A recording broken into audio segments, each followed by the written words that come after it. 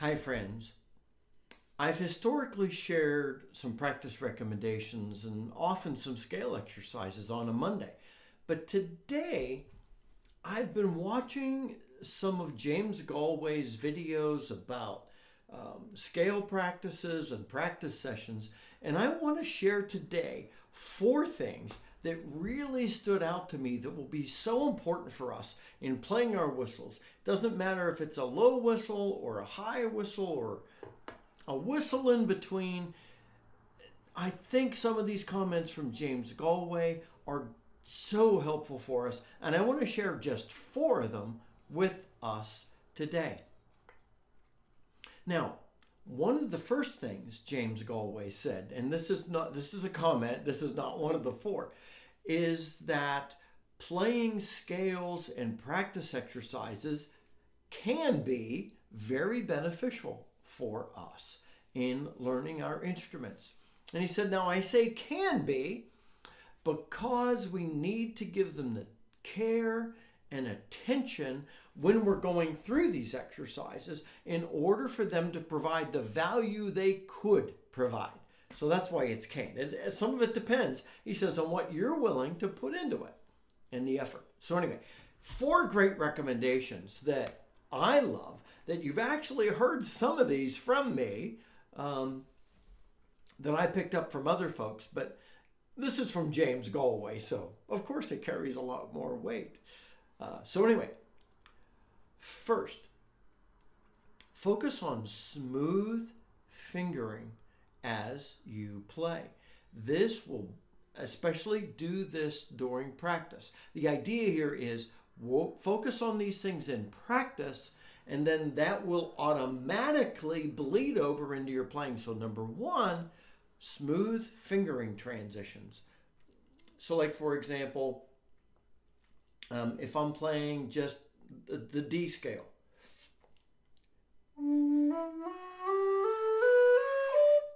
that's an okay way to practice it, but there are actually a couple of things wrong with that. And one of his later points, it wasn't consistent, but look for smooth.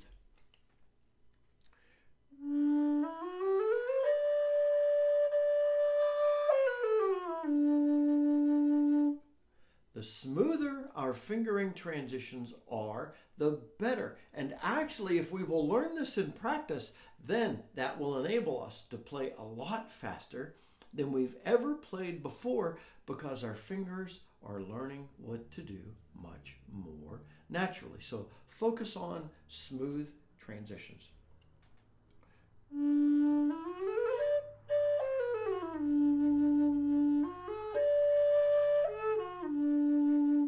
All right. Second, we will learn to play better if we do two different things.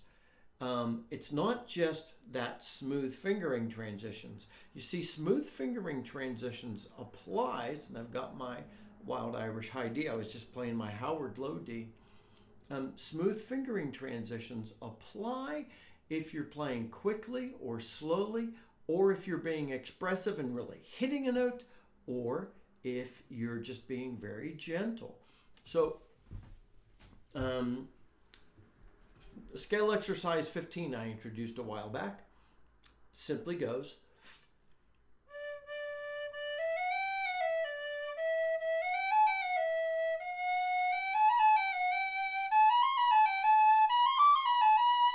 Okay, so work on just being gentle, not choppy with your fingers. So smooth, not choppy, and so.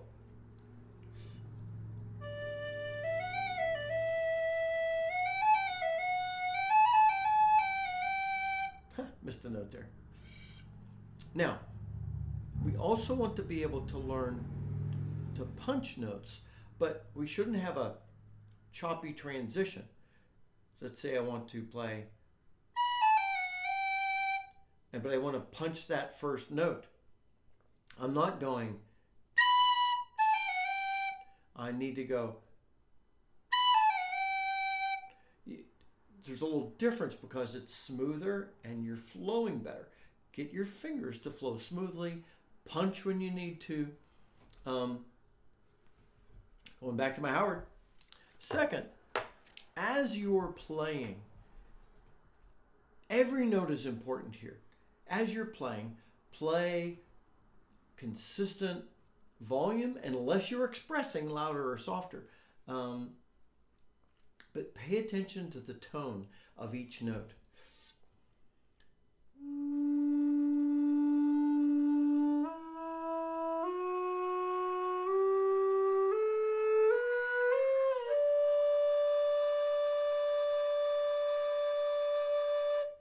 Do this whether you're playing quickly or slowly. Attentiveness to how does that note sound is so important for us. You see, when we play, we're expressing beauty, James Galway tells us. And so you don't want to do something that detracts from that. You want to be very attentive to playing in a way, even a quick way, that expresses the beauty of the melody. And so you do that in practice.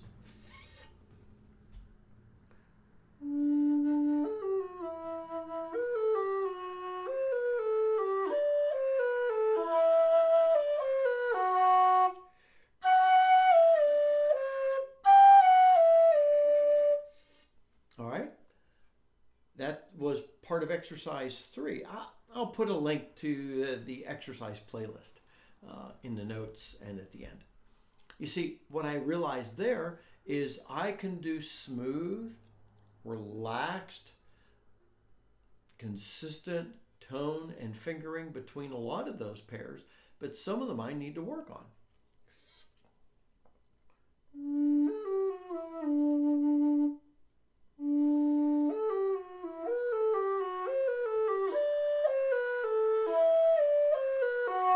See? Two different things as I was going from the A to the D. I got a little bit of, I got a couple of my fingers didn't fall at the same time. That wasn't smooth. I know this sounds picky. Focus on these little details of smooth transitions, of proper, I say, hole coverage, of if more than one finger's going down at once, let them land at the same time. If you're going from a B to the, or from the A to the E, remember we talked about this in octave jumps. Work on that. Work on that one thing. Make that smooth. Make it sound nice, even if it's quick. Work on that. See, the idea is if I can work on all those little things, then when I'm playing the tune, they come together. And finally, different exercises, practice exercises, are intended for us to achieve different goals. For example, we have done long note scales, not just, we have played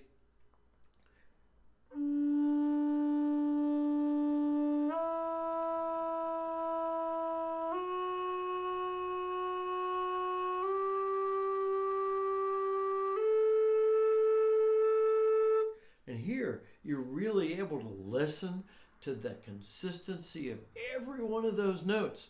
So important. And yet other exercises have us jumping around and playing quickly. I've crafted some exercises that are imitations of what we see in a hornpipe, exercises that imitate some of what we see in a jig. All of these accomplish different things. Other exercises that are simply designed so that we can ornament the guts out of them. So that's a lot of fun.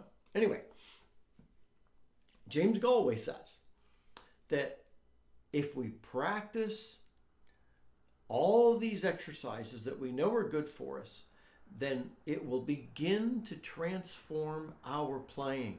We will go from playing as well as we can to playing better than we thought we could because our tone quality is improved so much.